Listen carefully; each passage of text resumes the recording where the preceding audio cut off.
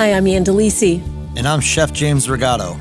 And in this episode of Essential Cooking, James and I talk about how to transform your lawn into an eco-friendly food-producing garden with Samantha Stanisz, who went from being a sous chef at Mabel Gray Restaurant preparing food to an avid gardener growing food.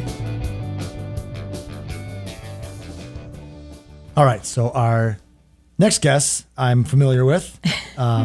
It is none other than the sous chef, founding mother of Mabel Gray, also my girlfriend / life partner, Samantha Stanisz. But we're not talking about Mabel today or food, a little bit about food, but not prepared food.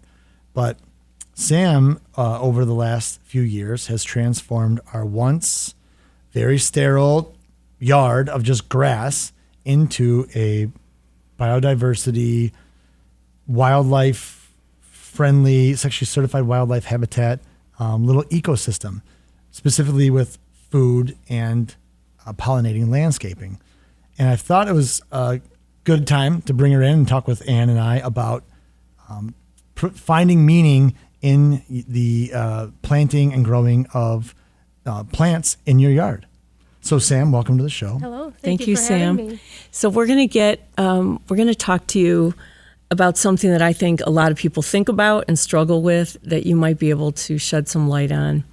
Because I think a lot of people want to do what you've done or some version of it, maybe not on the large scale that you've done in your yard, but to get started, like to look at their bare backyard and say, I want to create something beautiful here and I want to have meaning in this yard, whether it's to feed myself and my family or my friends or to feed the pollinators or how to create this beautiful ecosystem. And I think how to start is the most challenging part for people.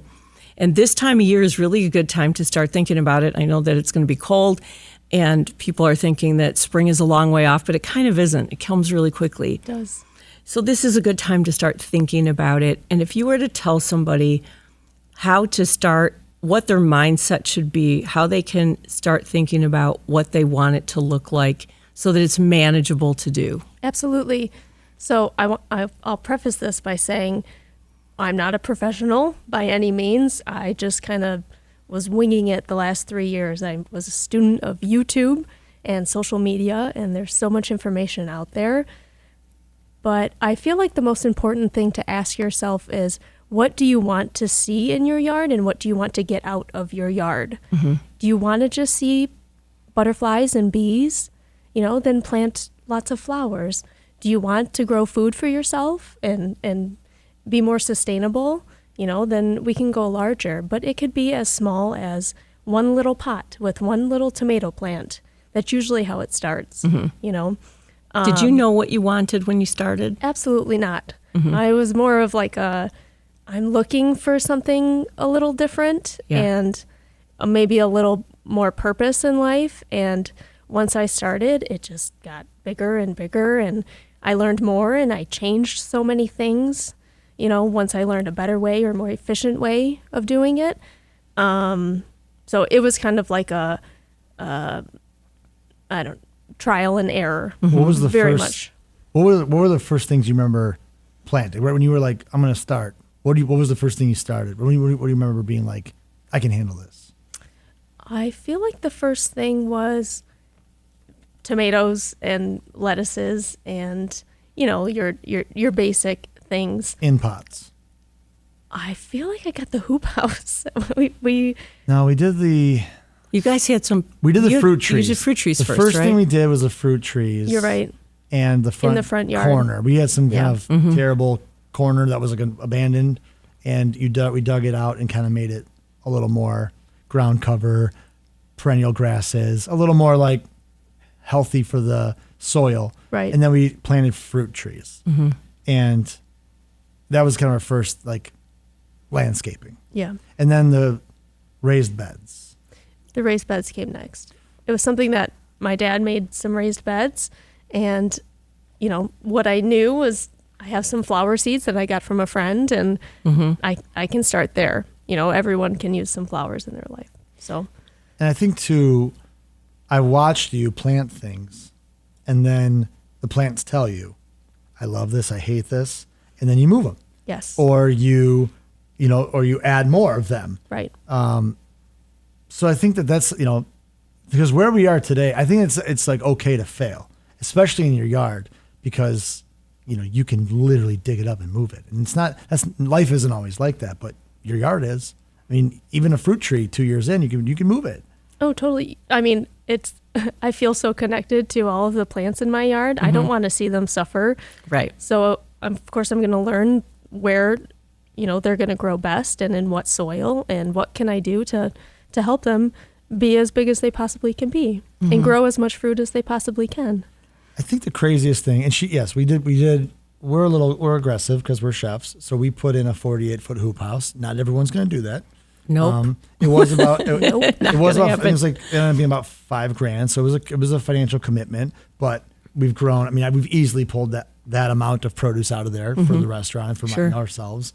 But I think the craziest thing I think that I watched you do was our front lawn. We transformed into what, you can find information on is a food forest.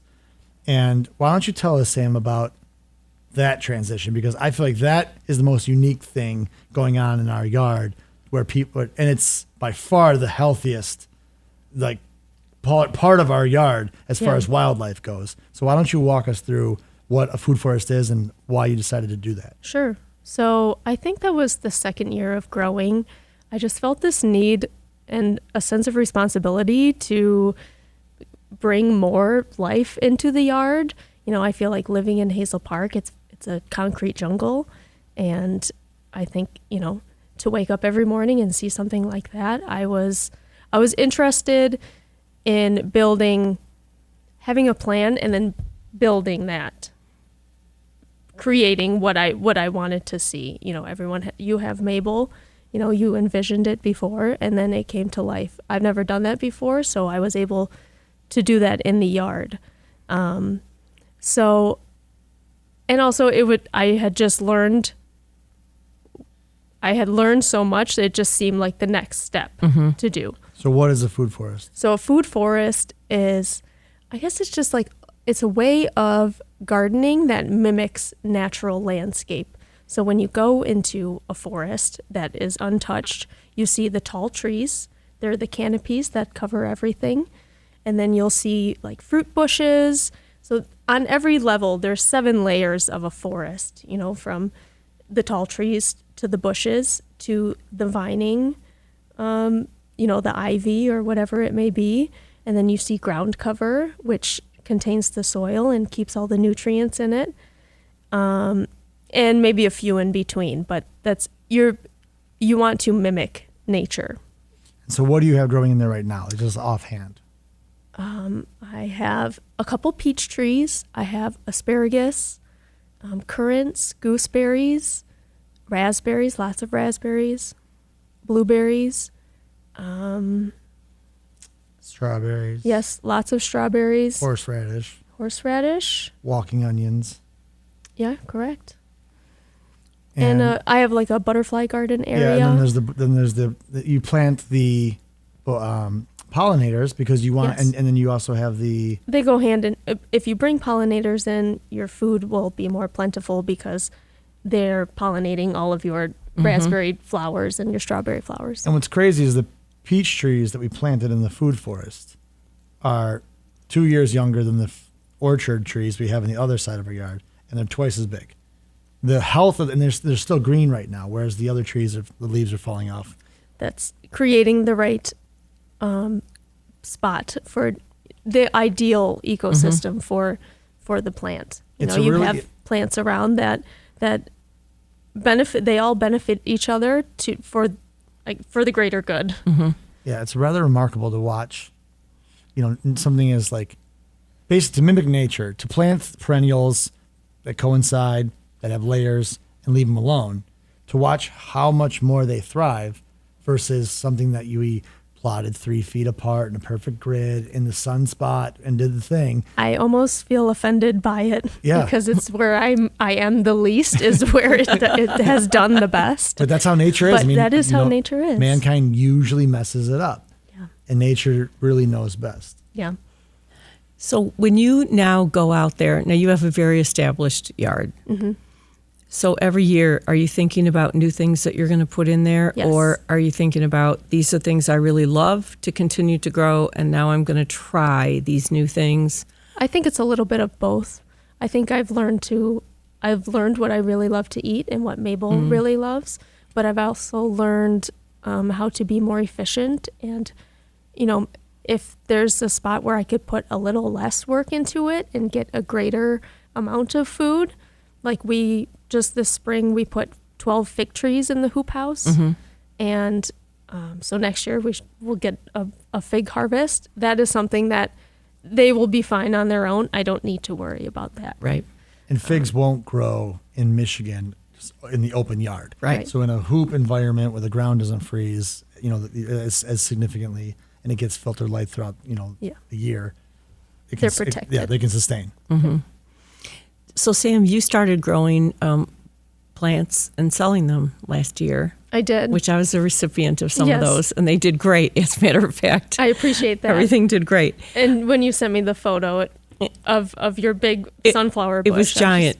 That's what I love to see. I think I want people to feel the same things I was feeling while learning all about this and growing food for yourself and realizing how powerful you can feel when you grow these things and then you eat it, and then all of that energy that you put into the plant, can come back to you. I think people forget about that miracle. I still get blown away by putting a seed in the ground and food grows from that. Especially something like a huge head of lettuce or cabbage. Oh, yeah. And you're like, it was a speck. Yeah. And now it's this. It's Now amazing. it's a salad for 4 people. Yeah, or a run amok zucchini, for instance, that you just go, oh my God, how much zucchini bread can one person make? Yeah. But the feeling, like, that is something I when I've talked about it, because I garden not to the extent that you do, but that the feeling that you get when you have that connection to the food that you grow, when you watch it become something that's going to be sustenance, there's a spiritual part of that. There's a beauty to that whole experience that I always think, everybody should know what this feels like. Even if it is just that tomato plant growing in a pot outside your front door. Absolutely. That feeling is so magnified when you get to do it for an entire yard. And we were talking earlier, before we started the interview, about growing for the pollinators, which is such a big deal right now, as we are constantly reminded about how the bees and other pollinators are in danger. I mean, it sounds a little alarmist, but it really is important. Every third bite of food we take is connected to the bees. Right. And to be reminded of that, and then to plant for them to survive, there's something really rewarding about that too. And you've done that as well. I have, yes. I mean, I have been an animal lover all of my life, and to be surrounded by all types of animals, I wanted that to happen. So I made it a priority to plant native to Michigan pollinators, and plants that were just for the bees and the butterflies, and so many other insects have come, since then. And having the beehives in our yard has really made such a huge difference. The yard feels empty without them. Right. We had to get 2 new hives this year because they did not make it last year. But so during that waiting period of new hives coming in, I was like, where are all my friends? I know. Well, they you feel that energy there. It's weird. It's hard to explain unless you have them on your property, but there's an energy about the bees. They make such a huge difference. Well, it's like, I feel like bees are like, I can't fathom growing without them. It's not possible. Yeah, obviously, but you rely on the natural pollinators, which are certainly are dying at an alarming rate. But I think what's crazy is that we tapped into the ecosystem, and so much of what a home is, the idea of here's a house that emits all this noise and light and pollution, and then you surround it with a monocrop, right, grass that you then spray with Roundup to keep anything else from growing, and it's just poison. And then okay, we're gonna go the other way. We're gonna try to return things to nature. We're going to have bees. We're going to grow crops, biodiversity, pollinators, natives. And what I get amazed by is how far up it goes. For instance, like, you mentioned the bees. Well, now we have, now I'm noticing all the pollinators that come in the yard, flying ants that are kind of terrifying but harmless. It's dozens of different kinds of bees that are native to Michigan. And then you get, other insects as well. And then you get bats, and then you get other birds. And then you get, now we have birds that are nesting, and now we have hawks. And because it's just how far up it goes. I just saw a bald eagle was in Hazel Park the other day. Oh, wow. That's cool. It's just wild to me to see, how much, how much wildlife has always been there and is in need. And then when we kind of turned the human, the human light bulb off and screwed in like a wildlife light bulb. And here it is. Here's this ecosystem that is in need and has always wanted to be there. Right. And I think that's the gift I think you've given me as a partner is I can walk out into my yard and I'm part of something now. And like you created it, you planted it. But I think that's why we wanted to talk about this was like, it's physically difficult at times and it's a little, stressful at times, but mowing the lawn is worse, so Yes. to me, this has been such an upgrade. It's like, it's as stressful as owning a home is, but how easy it's been and how rewarding it's been is a no brainer. I think that redoing a bathroom or recarpeting your basement is harder. So the fact that people, are neglecting their yards or thinking that lawn is all they can do. Right. No, there's so many levels.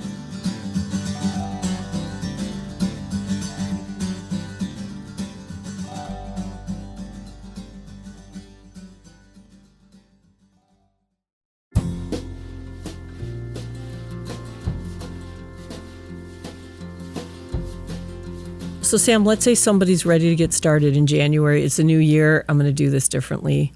What would you suggest that they do if they want to start growing things in their home? Or how is the best way to go about it to set them up for success?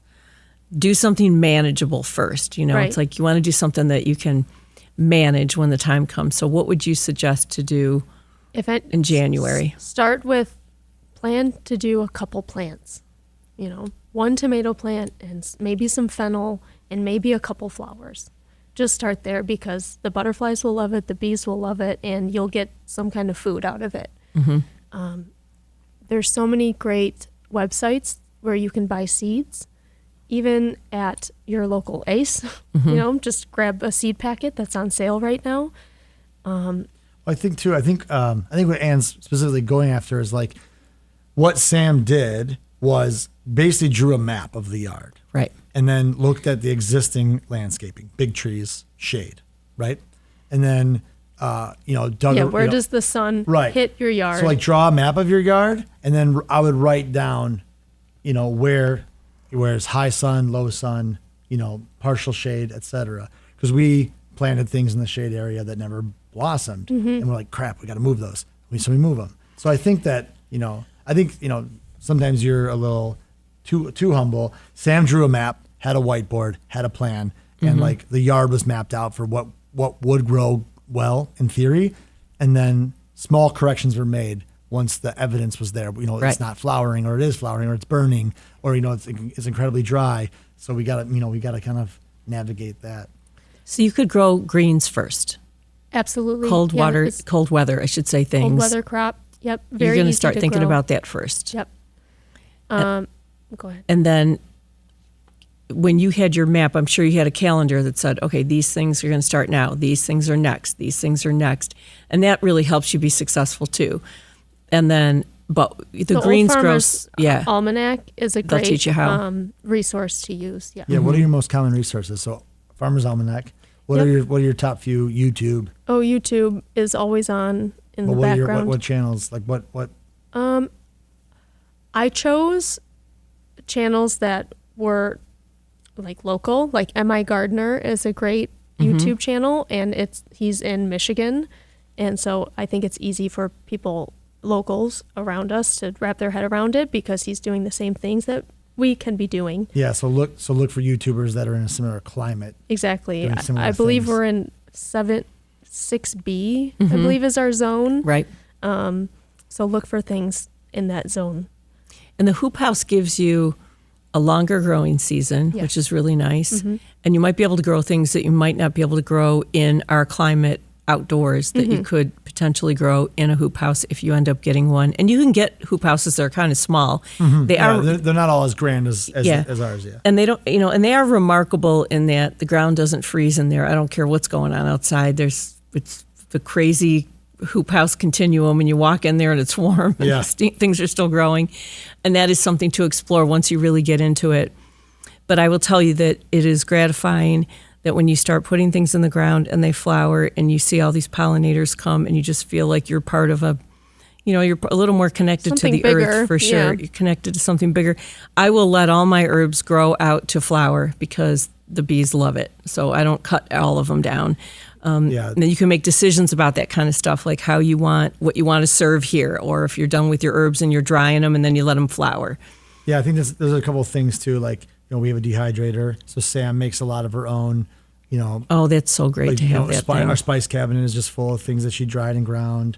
That's And I so think great. this is the evolution of just having one raised bed. Is now I'm starting to think about what can I make out of the things that are coming out of my yard.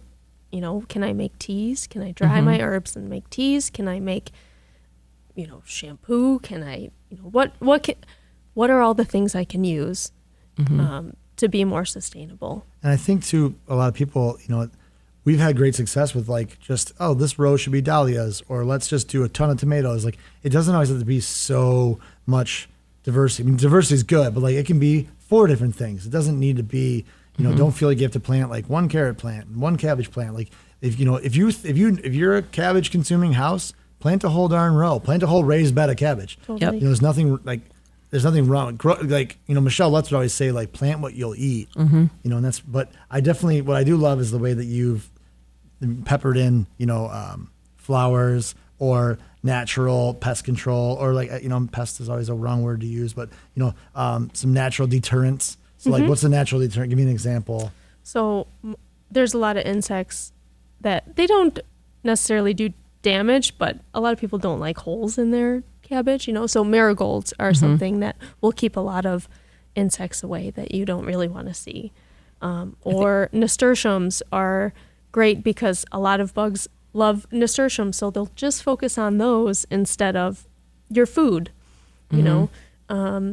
And also, it's called companion planting, where you can put plants together that will benefit each other. And that's from nutrients all the way to insects, to shade. Yep. There's so much to learn. But Sam, you gave us some really great things to think about. And it's been rewarding, I'm sure, to have watched this grow into this. Well, you've built your own forest back there. It's the coolest thing I've ever done in my life. Yeah. So I highly recommend it to anyone who is looking for something to start a garden. As small or big as you want to go, it's so beneficial to life around you, but primarily to your life and your time here, Yeah, your purpose. Exactly. Yeah, I think my favorite thing ever we did was kill the lawn so I could stop mowing it and wasting so much time, gas, energy, and laying out the tarp and killing the lawn was like, all right, now there's no going back. Now we have to do something with it. And it's cool You to are very see. committed once you do that. Once you kill your lawn, you're in it. It's cool to see the ripple effect. Yeah. Neighbors will start to plant trees in their yard or get a bird bath because they see the birds in our yard, or, people they see something cool like that and they want to follow. Yeah, we have 4 bird baths, and I think that was one of the biggest things. And it is true. I mean, your neighbors, when they see you, I mean, we watched us plant. I think we have 30 fruit trees, and they're like, you just see them crazy they're sweeping people. their driveway now. they're like, okay, I'm gonna get a hanging basket. They're like, it's contagious. It's hard to see 10 robins in a bird bath at 9 a.m. on a perfect August or actually probably June day, and not want to go buy a bird bath. So it is contagious. Yep. Thank you, Sam. It was wonderful to have you on the show. That was Thank great. you for having me. You I constantly appreciate it. amaze me. Thank you. We'd like to thank you for listening, and We would like to thank La Marca Prosecco for their support. From the hills of Veneto, Italy, you can never go wrong with Prosecco, whether it's in a spritz or drinking straight. Essential Cooking is produced by me, Ann Delisi, along with my co-host, Chef James Rigato. This episode was edited, mixed, and mastered by Connor Anderson, with production support from David Lyons and Patrick Burness. Original music by the Mallet Brothers. Essential Cooking is a production of WDET, Detroit's public radio station.